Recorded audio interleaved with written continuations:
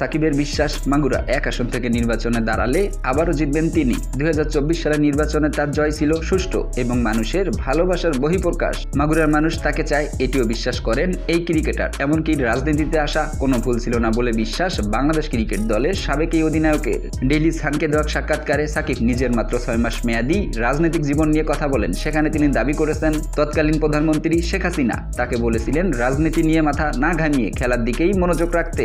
সাকিব বলেন, আমি মাত্র মাস 6 মতো রাজনীতিতে ছিলাম। নির্বাচনের পর সম্ভবত 3 দিন মাগুরা গিয়েছি। 4-5 মাসেই ক্রিকেট নিয়েছিলাম। রাজনীতি করার বা পরিস্থিতি বোঝার সময় পেলাম কই। রাজনীতিতে যোগ দেওয়া ভুল ছিল না, এমনকি এখনো নির্বাচন করলে তিনি জয়লাভ করবেন এমন অভিমত ব্যক্ত করে সাকিব আরও বলেন, যারা বলছে রাজনীতিতে আসা ঠিক হয়নি তাদের বেশিরভাগই মাগুরার বাইরের। মাগুরার ভোটাররা বিশ্বাস করে আমাকে জেতানো কতটা গুরুত্বপূর্ণ।